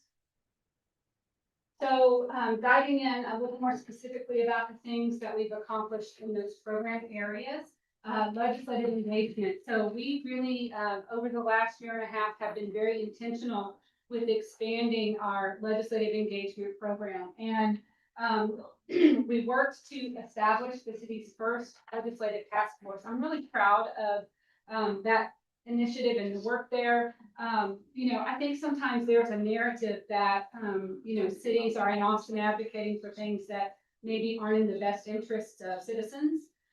Well, I really want to point out very, intentionally that with our legislative task force, we brought in a group of citizens and partner representatives from partner organizations, and they helped us to develop the city's legislative priorities. So the things that we're in Austin talking to our elected representatives, these are the things that we're talking about, and those priorities were community led. And so I think that's really important.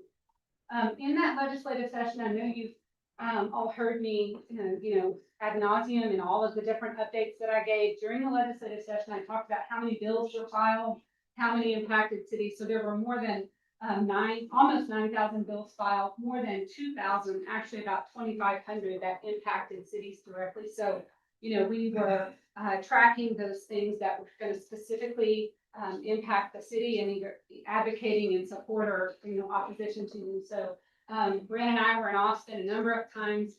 We had members of the legislative task force go as well. And I think overall it was really a great sort of expansion of that program and development of relationships and those kinds of things to really make our voice be heard there. Some things that we have upcoming as much as it feels like how can we be working, starting to work on the next legislative session, but it really, right after the first of the year, it really will be time to do that. Sometime in March, they'll introduce the interim charges for the committees, and so we'll need to start thinking about our advocacy strategy related to those things. Often those are a preview for things that are going to be big topics for the next legislative session. So we're going to have to start looking there. We're going to need to really start working on the next iteration of the legislative task force. And again, like I said, really preparing for the 90th legislative session that begins January 2027. Before I get off the legislative items, I do want to, call attention to and highlight two, I think, big legislative wins. The first one there is Senate Bill 2885 that was filed by Senator Flores and then picked up by Representative Buckley. And that is relating to the use of reclaimed water with our aquifer storage and recovery project. And so that's a big deal for the city of Temple. And, not just the city of Temple, though, because there are a number of other communities as water, is such an important resource that are looking for creative ways to manage their water resources. So it's a really big deal, and we made that happen. So Senate Bill 250, filed by Senator Flores, and picked up, the companion bill, House Bill 4689, that was filed by Representative Hicklin, related to municipal annexation of an area adjacent or contiguous or connecting railroad rights of way.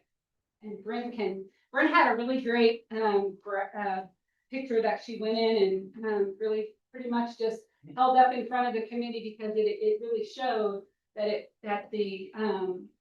it was really needed because it was sort of nonsensical that we would have to, not be able to annex just because there's a railroad there, if all the parties are agreeable to it, so.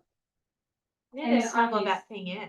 You what? We had to smuggle that map in. Yeah, we had to hide it, They thought that we were gonna like, I guess, protest with some kind of, so, yeah, like, it's just a map. yeah.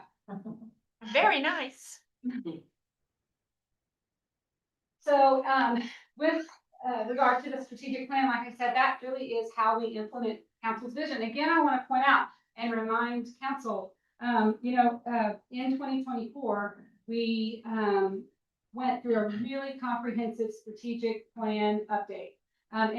Just for your information, sort of the cadence that we've established for strategic planning is that every 5 years, we will undertake a comprehensive update to the strategic plan. So that's when we come to you in council and say, these are our current focus areas. Do they still track or do we need to look at something different? So that's really where we get sort of that big picture alignment with what you guys are seeing in the community. So then annually, along side of the budget process, we make incremental adjustments to the strategic plan. I also, again, going back to that thought around some narratives around, city getting feedback from citizens. This was another really intentional process when we went through the update to the strategic plan because we established a large strategic plan working group that was made up of city staff, but lots of community volunteers. We had a ton of public engagement. We had focus groups, I think like close to 20 focus groups. We had, I think 4 or 5 town halls. We had an open community survey. We really wanted this plan to be community informed, and it is. So I'm proud of that too. So this was the first year of our working to implement the new strategic plan. And we have also worked again with the 2026 budget process to update that strategic plan. Again, we align those updates to the business plan and the budget development process. And then throughout the year, we've managed the reporting and tracking of the strategic initiatives in Smartsheet, the tool that we use to do that. And then what's upcoming? So if council will remember, we annually produce a performance report. That performance report has 2 sections. The first section lays out the progress of the strategic initiatives. And then the second section reports on departmental key performance indicators. So you'll see that after the first of the year, I'll be back presenting on that information. We're working on that now. And then we're going to be implementing the STAR program, which I'm going to talk about right now. So as we start to think about how we manage projects, one of the things that the word that comes to mind is really about building structure and also about building disciplined and predictable project management processes in the city. And so that's something that we're working on to standardize how we do project management work. So right now we are currently working to develop what we're calling the STAR program, Strategic Tracking and Reporting Program. We have a policy that we're working on that establishes the standardized project management system that defines, project phases, roles and responsibilities and reporting requirements. We're also building out a system in Smartsheet again, where departments will manage these projects. So that's also something we're working on. And then we're working on developing training so that for city staff who work on projects, so that they will understand what the policy requires. They'll understand how to report and manage their projects in Smartsheet. We're going to make sure everybody knows and is on the same page when we roll this out. Full rollout is scheduled for January for the STAR program. Mayor and council, just for some perspective, the just this year for just fiscal year 2026, our management team, our city manager's office team has identified around 100 initiatives or projects that are multi-phase, that'll last over the course of the fiscal year that need to be tracked through the system so that we're accountable, to ourselves and to you and to the community on how, on getting these things done, getting the right engagement, the right feedback, the right people involved. And so, this is a really important priority to me, and I'm looking forward to getting this started and have this tool in place. I know that during the budget process, we talked a lot about projects, project management, accountability, those kinds of things. That ultimately, the bulk of that was not funded. Right. Is this I saw that face. Right. Is this sort of and I don't want to say this improperly, but that's the first thing I thought of whenever Stacy started talking about this. So, is this sort of the beginning of that process? Yes, we are. With the dollars that we can. Exactly. That you can put toward it. Yes, and we are trying to be realistic. 100 projects is still probably my optimistic self. But we are identifying a project manager for each project. And our goal is for that to be a program manager for the most part, not a department head and not me. Because that's when you get a bottleneck, is when you give me something to project manage. So I think we've been relatively realistic with, we could have easily put 250 things on the list, but things that, that I think we can achieve. It is still a very small team, related to Stacy's office in particular, and the next, when she talks a little bit about, the area of our operational excellence program, or what we have been referring to, or what I've been calling service mapping, that we really didn't get a lot of resource, but we want to do what we can with the resources that we have. For the strategic tracking program, you all did fund, of course, the additional assistant city manager position, which I am very, very grateful for. That's already made a significant difference for me and the department. Sean has been doing a great job. And then you also funded the executive programs position to support him. So we do have, I think, a good way to get started on this program. We're going to be a little less well-staffed in the operational excellence portion of it. But I think that we do have a manager position, and so we can get the framework started and some of the projects started.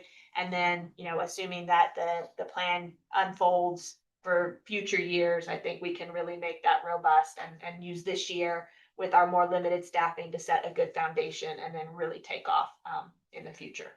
Okay. I know that we didn't fund the position you were looking for, and so I appreciate you still being willing to work hard on this, and and just one more thing added to your plate.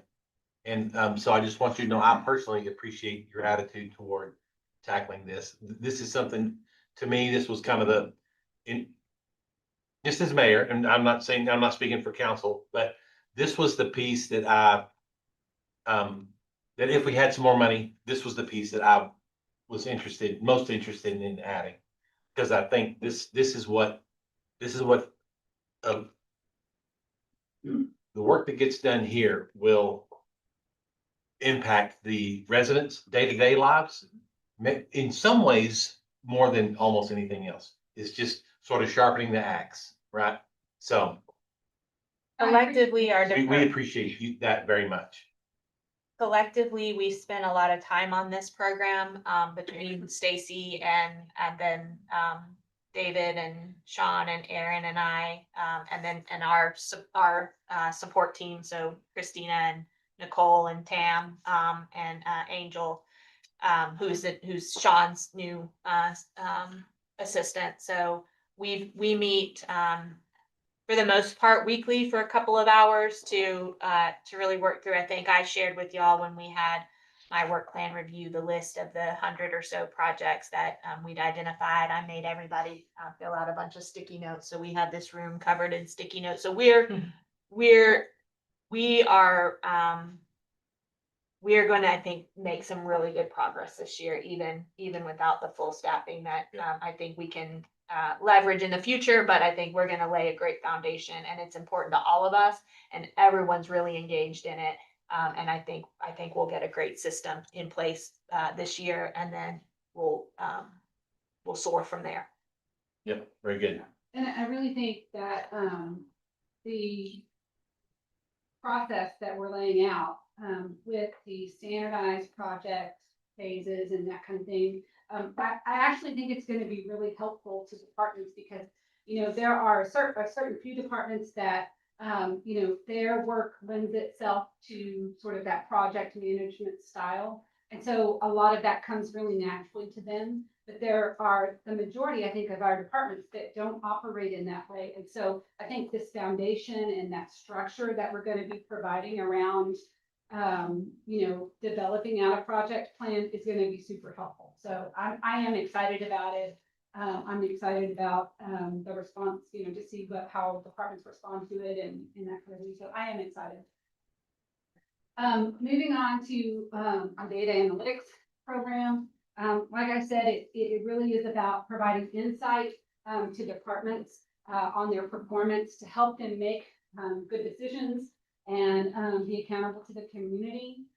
Some of the things that we've been working on, along with the updates to the strategic plan in conjunction with that budget process, we also work with departments to update their key performance indicators. You'll see that in the business plan under each department section, their KPI is listed there.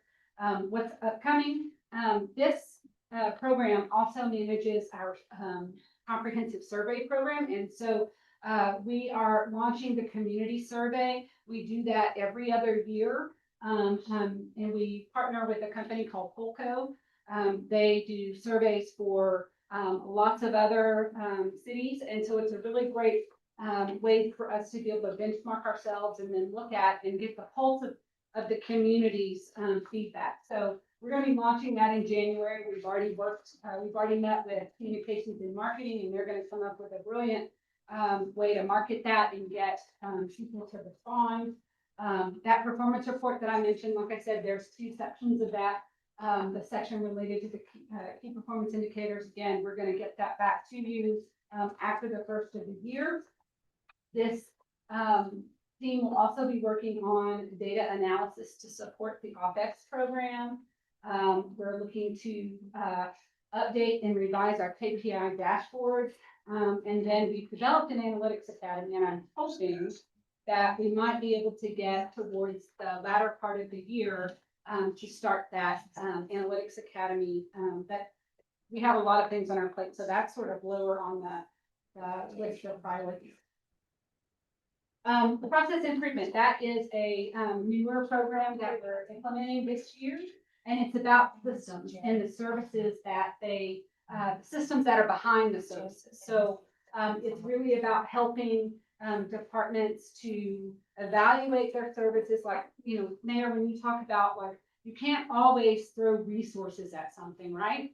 And so as Brenda said in her budget presentation, I remember her talking about how the city itself has grown so much, and you know, the city of Temple as an organization hasn't necessarily been able to keep up with that same level of growth organizationally. So some of our processes have maybe been stretched, right? Yep. And so now it's time to really dive into those processes and see if there's ways that we can eliminate waste and eliminate redundancy, or, you know, that kind of thing. So that's what this work is really about. So over the last couple of months, we've been working to develop a policy and procedure, a methodology toolkit, some ways to really start, excuse me, getting this sort of training and information out and setting up some of the foundations of this program.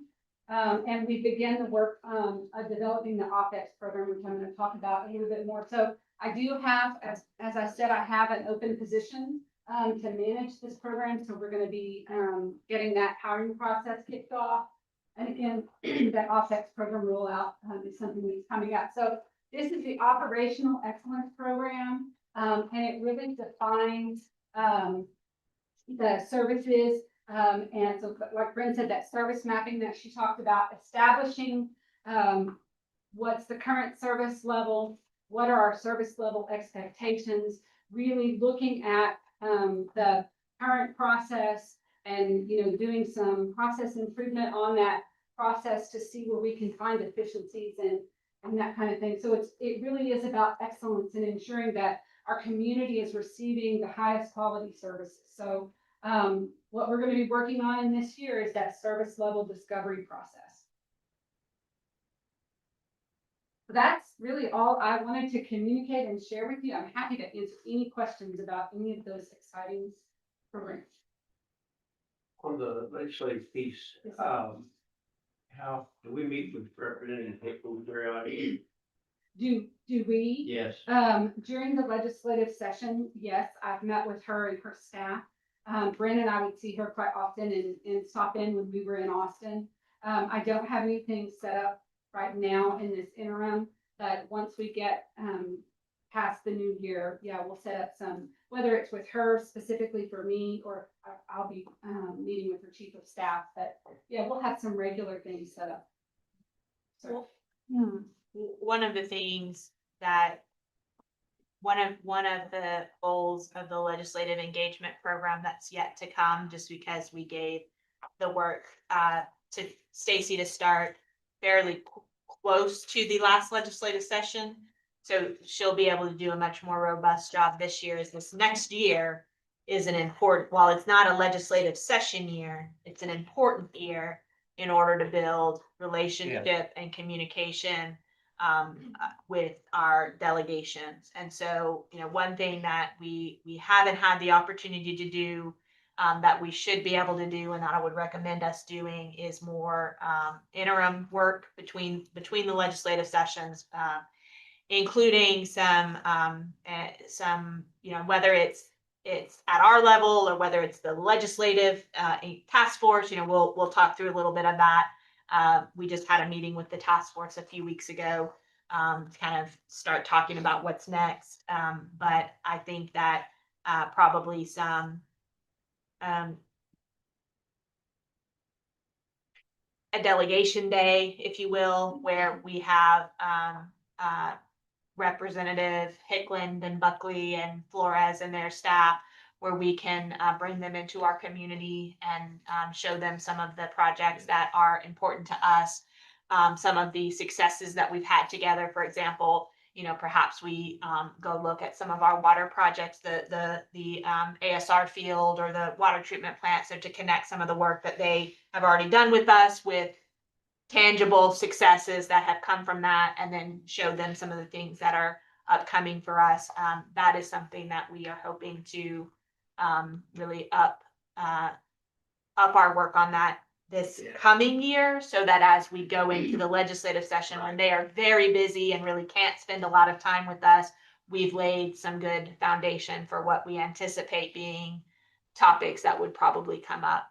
So that is that's why I think while I'm, it's hard to think about, it feels like we just finished the legislative session, but we really need right now to be focusing on those relationships and that communication, because once we get close to this time next year, it's too late. Yeah, no, I agree. Thank you for that. And I'm very supportive of what you're talking about.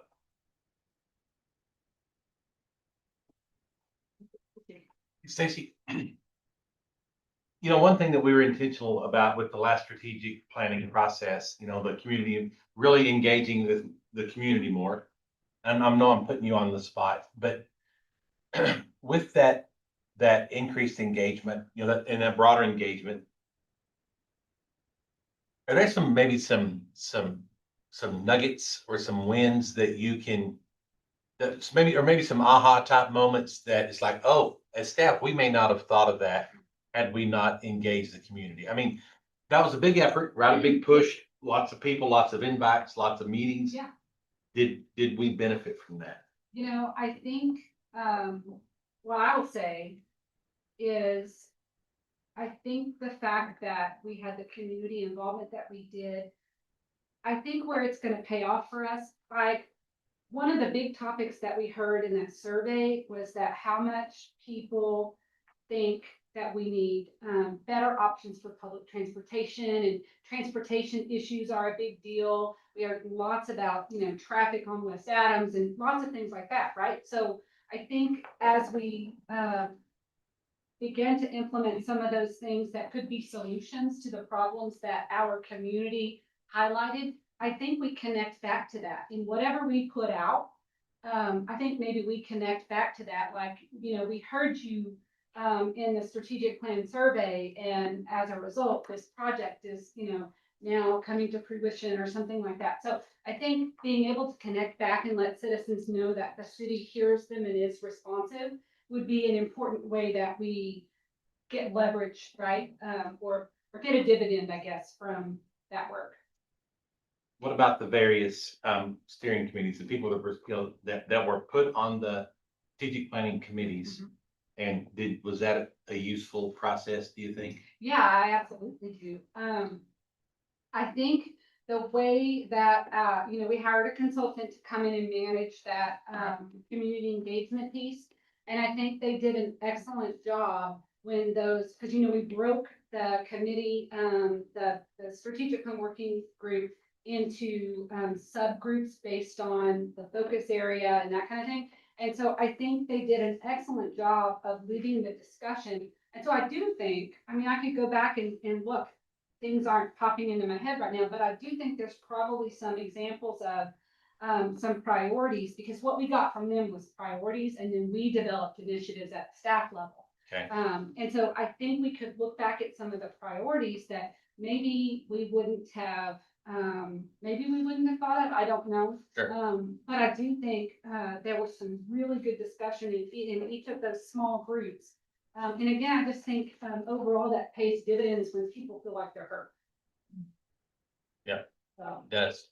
We didn't, I don't know if you all recall at the time, I think we were over maybe at the Salmon's Community Center in that lake room. We were going over the initial reports. We talked a little bit about there was nothing out of that process that was that we said we are changing, we are doing a major course change. Okay. Right. So we said largely this process confirmed that the strategic plan that was established in 2020, we are primarily, on a track that people agree with, support, and that continues to meet the community needs. If, there's more progress to be made on that track, but generally the direction we were going, we found through the community input that was confirmed to be the right direction to continue to move forward. So we had some tweaks to the plan. I don't know if you kind of recall, public safety became health and safety.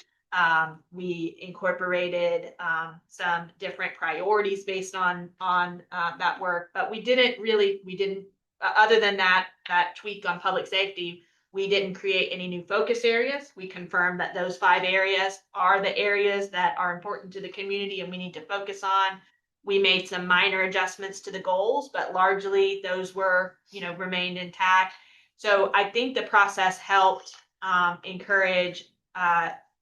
helped confirm the work that had been done, that we were on the right track and didn't deviate or set us on a new course, but really confirmed that the course we were on was largely accurate. It gave us some areas that we needed to focus on, probably better communication, because there were some areas where, we've been working on this and there's maybe just a lack of knowledge that this is in place. So we identified some ways some projects that we could highlight better from a community awareness perspective. And then what we did do, and we can pull that back up to refresh our recollection, but also yours, is we did respond to every single input that we received through that process. We responded back to the organization or the person who gave it. So this is what we heard and this is what we did with it. We incorporated it, or it's reflected in an existing priority, but we answered every piece. So we do have a record of what happened to all of the feedback that we gave. Okay. And we can recirculate that if that would be of interest. But we wanted to make sure that people didn't feel like their information was just going into a vacuum, that we got it, and then we answered how that was incorporated in the ultimate recommendation that we brought to you and that you adopted. And so again, some things were, this needs to be a new initiative, or other things were, we are going to recommend tackling that through this existing initiative. Or, I mean, there was a variety of different ways that something became, that we responded to, but we responded to everybody's input. So we wanted people to feel like they, not just feel like, we wanted people to understand that the time that they invested was meaningful. It meant it was important to us, and we took action based on it.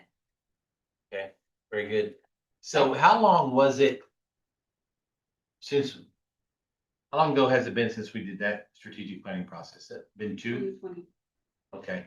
And then how long was, when was the one before that? Our recommended cadence is every 5 years doing that major one, and we accomplished that. Okay, so 2019 then. Okay, all right, good. Okay, and then last thing, real quick, council, we have, a couple of months ago, we talked about doing town halls. Carl did one. I think it went fairly well. So I don't know, and of course, a lot of the impetus around wanting to do town halls was increase in tax rate and, you know, all of those things, and maybe we're kind of through that. But I don't know if anyone's interested in doing town halls anymore, or, you know, it's like, ooh, we're gonna be okay, so. I'm working on one for Okay. January, just the holiday season. Sure, of is course, A little bit too of course, difficult, so yeah. Christina's trying to, tackle the Han for us. Yeah. For District 1, even though that's not in District 1, but it's something that I think would draw interest. People, might want to see the inside that they haven't before. Yeah. So yes, Okay. And we don't, I don't, sometime in January, there's not a set date yet. okay, we don't necessarily have to do them like as, you know, per district, right? I mean, we can do the big one, we can do it, we can plan that however, or we can not do it. It's Yeah. just, that's something that we were working on, and we kind of set it aside because we've all been busy. And, I just want to know where everybody stood on that. Yeah, So- I'm still all in for it. I think, I think it would be helpful. So- I don't think we need to not do them, Yeah. whether we do them by district or whether we do them citywide. We need to do them. How many people came to? I think I counted residents 30 Yeah, or so, yeah. I was really surprised. I thought both those were pretty local neighborhoods. I thought we would have more than that. Yeah, and I'm probably gonna be disappointed, but, because. Not if you plan on it. Because they always say, just let me at them, you know, and then they Yeah. never show up. But, I'm hopeful that people will come and have questions Yeah. and, keep their minds open. I think we put together a good informative presentation, you know, it could use some tweaking. Mhm. But, I think those that will take the time to attend, those people that have the mindset to attend something like that, I think they'll get something out of it. Yeah. They liked the presentation. We were limited time-wise because the facility Right. could I only remember use it that. for so long. And we ran out of time for much Q and A, that there was a big, the people liked the presentation, Mhm. but there was a demand for a lot more Q and A. Gotcha. Yeah. Yeah, because I think you did ask to hold off on the Q&A until after the presentation, correct? They didn't, and It didn't work. that didn't work. Okay. A lot of that was me. I said, okay, we're gonna hold questions till the end. Ma'am, you have a question? That was So on we me. can I have that apologize. That's just what I do. Y'all know that. Come on. Okay, so Kathy's informed me that we are way off, the agenda with this conversation twice. So somebody like to go for a third time. I'm sorry. So we're done. This meeting is adjourned. It's 4:45. No, Did I miss that? you did. Okay, sorry. Yeah. Thank you, guys. We apologize.